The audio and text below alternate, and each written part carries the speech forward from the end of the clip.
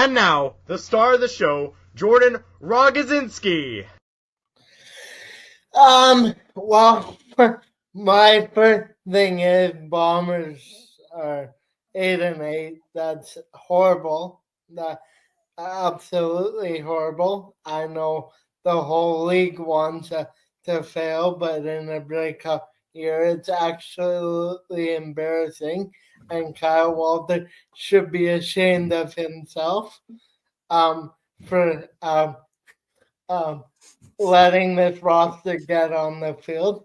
How how the how the fact that you let Kenny Lawler go for injured Dalton Schoen again doesn't make sense to me. And Willie Jefferson, you've done nothing all year. That one game, he done something, but nothing all year. The whole D line really done nothing.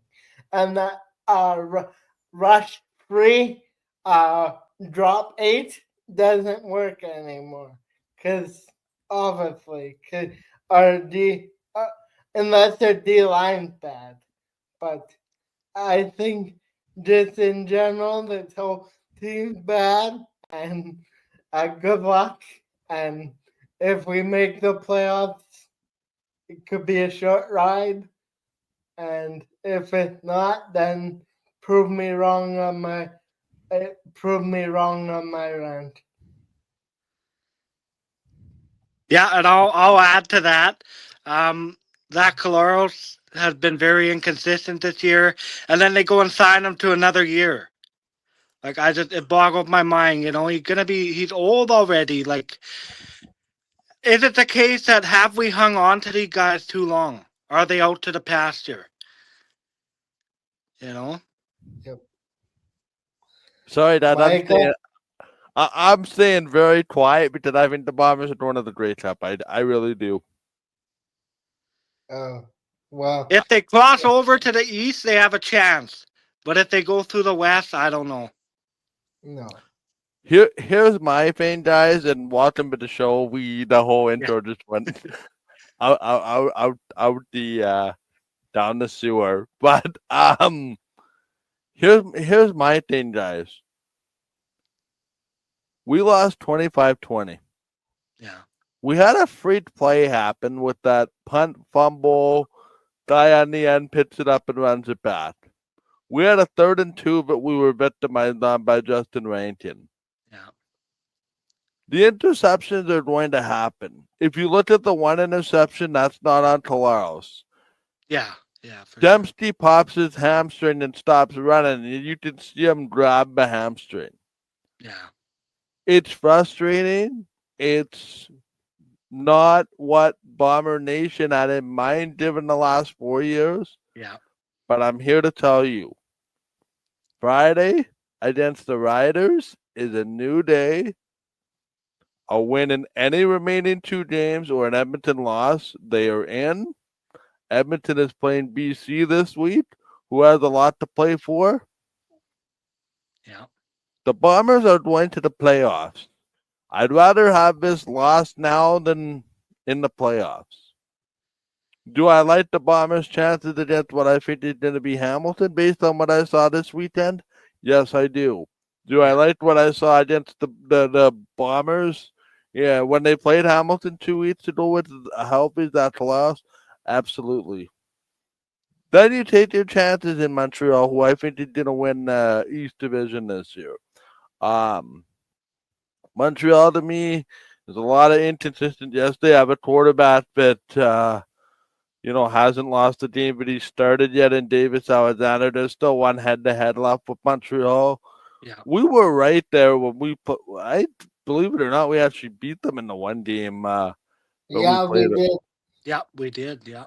Yeah. So, guys, like hope is not lost. Like if I know you want to just call for everybody's head, but like let's settle down. Like there's no guarantee that a healthy Dalton Schoen changes the scenario. In fact, I would argue that a healthy Dalton Schoen and Ontario Wilson is in here.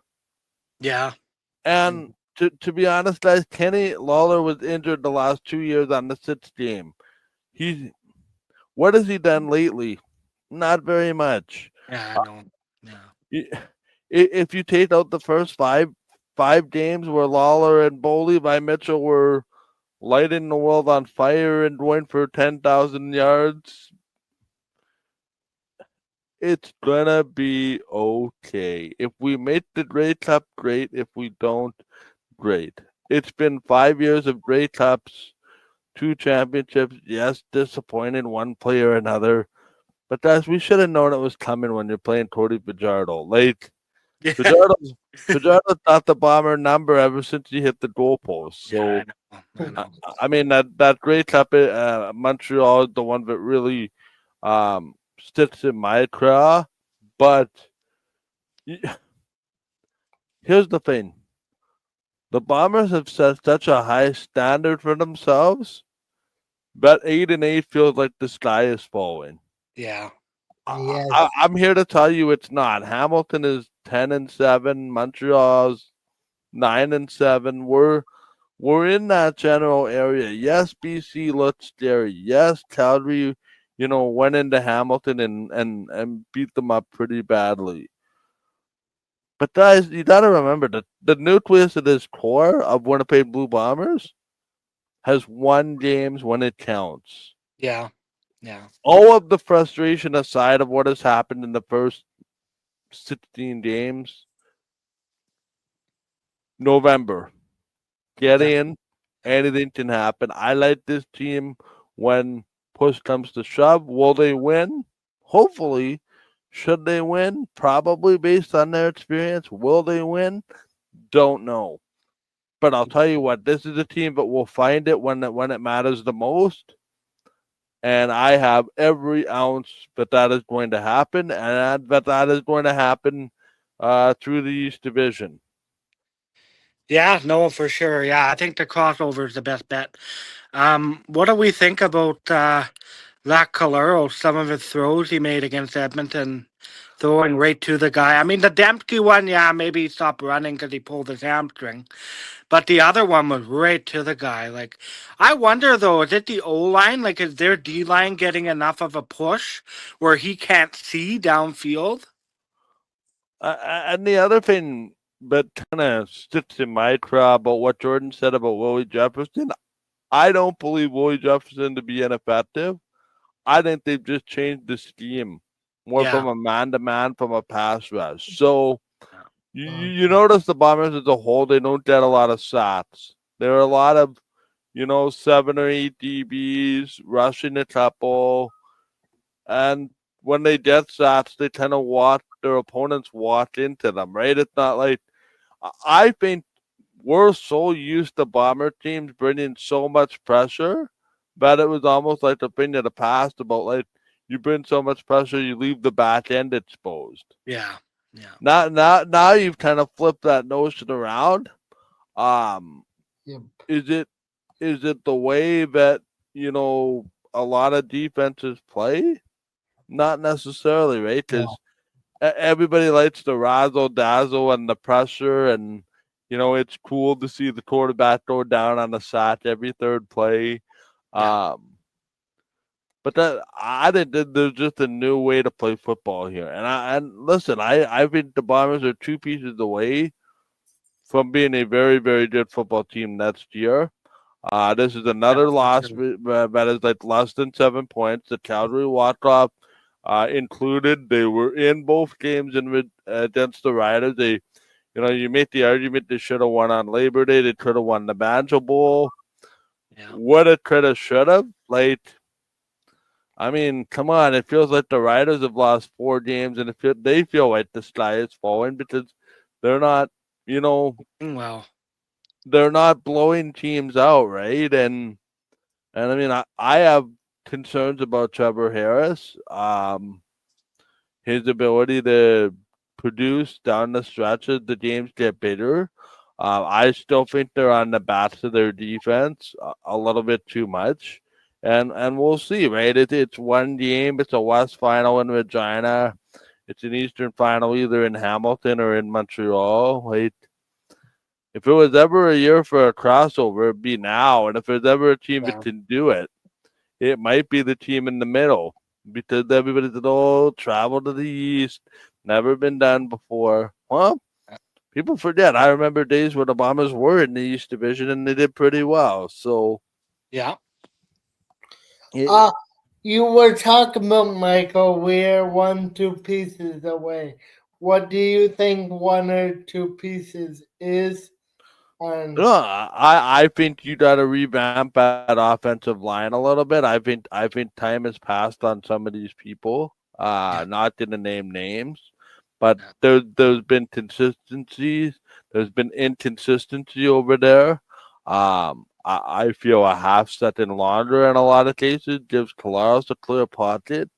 Um, Now, Jeremy, to pick on something you said, I think the Bombers had to give Kolaros the extra year. I don't think you want to lame that quarterback in the last year of his contract, just like the lame that coach, is he going to be back? Is he not going to be back? Because, listen, I think that's irrelevant. I think if Zach Kolaros decides to retire this offseason, that's going to happen. And the Yeah. last year of the contract means nothing. I think it's just a matter of you don't want a quarterback in the last year of his contract to have to answer the questions all year long. Yeah. Much like the Winnipeg Jets. Hey, what's gonna happen with Todd Connor? What's gonna happen with Adam Lowry? Blah blah blah. Right. So you put the ending sort of you put the contract to rest. Now whether Kolaus comes back or not, I have long said that I feel that this is Kolaus's last year. Yeah. Just my personal opinion was always after the Bombers hosted Grey Cup, but you never know. You absolutely never know. And then I just to me like it's absolutely befuddling 16 games in, but they have not used Brady Oliveira more. I know. Um, yeah, when he very runs, frustrating. he gets 5 to 10 yards, every single time. To put that on Zach Collaros to me is a little bit of it's a little bit of a disservice, I think. Um, and you know what people just say, right? His interceptions act like punts, right? That he throws them so deep, and then they basically near the end zone they did intercepted. But the counter argument is that they take points off the field, points off the board, uh, 3 or 6. So it's all hope lost in Bomberland. No, and you can call me naive, but again, this team has a track record, the core of which is together, but knows how to do it when it counts, and this is just a different way to the Grey Cup. I mean, put ourselves in these shoes. This week in 2019, the Bombers have about the same record, and we're getting ready for a Blue Bomber debut of Zach Kalas, but nobody knows what's going to happen. Yeah. And here we are. He has that one game against Calgary where he looks dazzling, and then he throws that touchdown to the back of the end zone, spinning and running around, and the rest is history. And you guys know exactly which play I'm talking about. It's Oh like, yeah. oh yeah, we have a quarterback that can actually throw the ball. Like what is the alternative? It's clear the Bombers have no other alternative. I fully believe that the next play here is Taylor Aldisma. Yeah. Next year to push Kolaros, but fact of the matter is he's not here right now. There's a large percentage of people that feel that Dustin Crum should be the next quarterback here. Yeah. I could get behind that. I know Ryan has said that to me publicly on the Canadian Football Countdown as well as privately. Um, you know, Dustin Crum being an option last night, notwithstanding. Um, but again, it's you got to be in it to win it. I did this year if I was so wide open this year. Everybody's so close record wise. You know, Yeah. yeah, the Bombers have 5 losses to Calgary and Saskatchewan, but they have 3 losses to the rest of the league, notwithstanding this last week. And Yeah. the Toronto game you could put it right to, but they shouldn't have lost that game given where the Argos are. But you know what? You're gonna win, you're gonna lose, and your margin for error for the Bombers is much thinner than it used to be. Yeah, no, for sure. I'll just say one thing. Yep. Jason Hogan frustrates the hell out of me. Like 3rd and 4, and he's throwing the ball deep. And then the last play of the game, why not throw a Hail Mary? Maybe draw a pass interference. No, he runs the ball. I don't know. His play calling and decision making just frustrates me to no end. And how about a backup quarterback going Yeah, into next year? that would be a good thing too. Yeah. Improved O line, improved D line, and backup quarterback. Yeah. Those would be the 3 areas. Well, let's switch to the Jets, eh? Yeah. They look good. They Yep. look good. Yep. Yeah. Let's start with the first home opener against Dallas. They won, they lost 5-4. They came back in the end. Kyle Connor got a hat trick. Yeah. And penalty trouble in that game caused them to lose. The one that made me really happy was yesterday's game. Yeah, for sure. Now you see the depth scoring coming through and Tanner Pearson. I mean, so that's you guys like the eyes at the back of his head there to make the pass to Pearson. Yeah. Like I was talking to somebody out there said that's 100% intentional that pass. Oh yeah. Yeah. Yeah. He has no angle, so he outweights the goalie, and then he passes it, and then that was totally that was a good smart play by Niederreiter. Yeah. And then Nino gets the goal yesterday too. I follow. The one guy that I'm kind of waiting to sort of come on is Dust Nyquist. I don't know where he fits on this team right now, but Yeah. I was very happy with Eric Comrie yesterday. That was Yeah. that Hell of a performance. yeah, and then the 3 shots and they open in 20 seconds. Like waity, buddy. There you go. Yeah. But no, it just seems like it takes the Jets 10 minutes to get into the game, and then they start to suppress their shots less and less, and then so it's not. It's I think the Jets are still going to be finishing third. And again, we're doing this without Perfetti. We're doing this without Lowry. We're doing this without Dylan Sambert, who's going to add a lot. But can I talk about the games that Logan Stanley has had lately? Yeah, I know. These might be 3 of the best games I've seen Logan Stanley put together, and that's not even a word of exaggeration. I think he's been really good. I mean, just that physical presence, that intimidation factor yesterday. It was the LA game where they wanted nothing to do with him, and he delivers the hit, and Shen comes over and says, you're gonna have to deal with me, and Malat and Shen go at it, and for Logan, I think it's about putting consistent efforts together, but he needs time and space to be able to develop. Yep. Do you have anything, Jordan? The fact that he got a goal, I was amazed. Yeah, and then there's people that say, "Oh, the goalie should have stopped the goal." Well, the fact of the matter is he didn't. Yeah. And that gave Logan some confidence. And hey, you didn't say that you can't score a goal. The goalie should have stopped it. Stop. Yeah. Fact of the matter is he didn't. You're devaluing the player for getting the puck to the net. Yeah, no. And then Kyle Connor and Mark Scheifele are sure on a roll to start the year. Yep, they are. It'll be an exciting year for the Jets. So they're 2-1 so far. Oh, I really noticed Jonathan Tays though, and not so much the speed but his smarts, like on the ice smarts. I love when he waits to pass the puck and he doesn't get rid of it too fast. I really noticed that part of the game, and he did get a first point to the Jet in the New York Islander game, so that was good.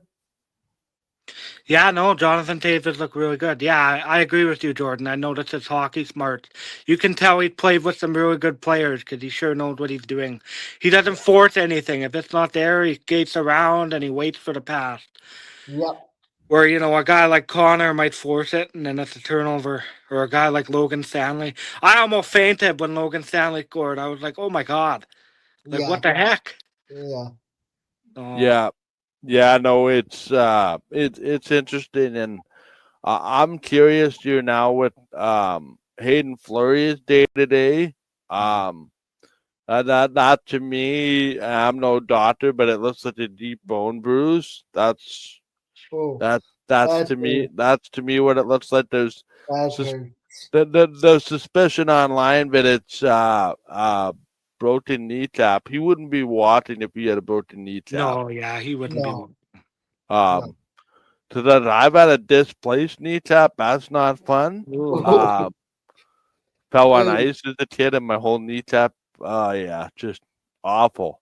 Um, but no, that sort of.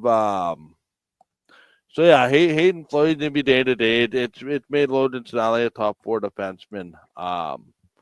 The one thing I wish they did away from is that Stanley Shen third pair. Yeah. Um, I mean it's a little too slow, but again, yeah. better We're team. limited. I was Better, worried about the Stanley Pionk pairing, but it did okay. yeah, it did okay, and then you could always later on in the game, like if you're chasing the game, you could put DeMello and Stanley together, and then run Morrissey Peon as your top 2 if you had to, and you're chasing the game. Yeah, for sure. So How so you?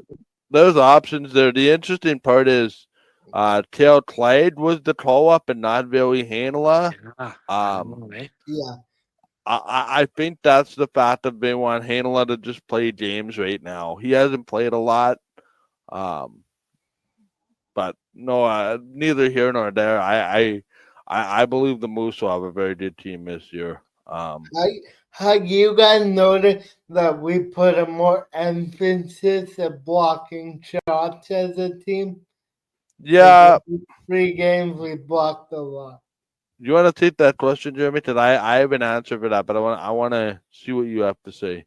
Yeah, I've definitely noticed more emphasis on it. Guys getting in the shot lane, blocking it. Yeah, I think they want to. I mean, if they can limit as much chances as they can, that's good.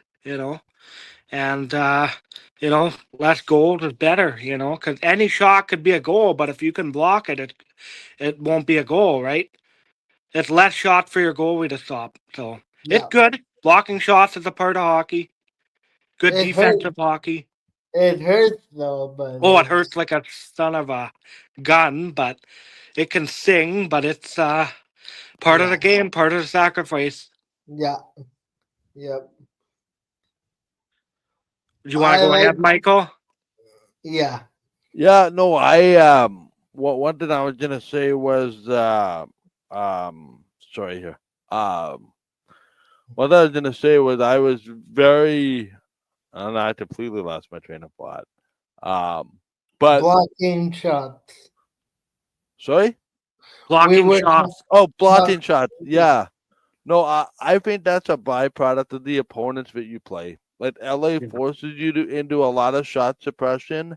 Islanders have really changed their identity lately. There used to be this 2-1, clamp it down, that kind of thing. But now they've gone into a bit of a loose end defensive, give up 4 goals a game. They're more offensive. Um, I know in the past it would be try to win 2-1, 3-2, 4-3. I have some concerns about the Islanders. They're not. Good I realize it's 3 games in, but they're not what they were defensively. Um, last year. Last year, even years gone by. Yeah. They're defensively intimidating. Like you give up the first 2 goals against them, and good luck trying to come back, right? Yeah. But mind you, the Jets have kind of morphed into that. It's like They can rope a dope you for the first 10 to 12 minutes, and then they score a couple goals, and Yeah. then they really, really, really shut it down. And Yep. I think what last night, what yesterday showed us, guys, is they should not be scared to play Eric Comrie more than they have in the last number of years. Yeah, no, for sure. Less game for Hellebuck is good. Because the Olympics is coming, so he'll be their workhorse for the U.S. And in February in this show, I can't wait to be talking about Olympic hockey for the first Yep. time involving NHLers in a really long time. I So know. Yes. It'll be different. That will be fun. no, we have a lot to look forward to. Yes. Yes. Yeah, no, and then well, I don't know. Yeah, it's kind of the beginning of a Jet season, so we'll see how it progresses, and yeah, we'll be back with. We want to one more thing. No, just for me, like there's no reason why they can't win these next two games at Philly and home by Nashville, and Yeah. get off to a 4-1 start and be really, really good, because I think a good start is going to be pertinent to making the playoffs. Yeah, it won't be 18-1, but Yeah. I mean, it might be. They could win 18 games in a row, but Yeah. Yep. the other thing, guys, is I thought Jonathan Taze played his best game as a Jet yesterday. You can really start to see his game coming back. Yeah.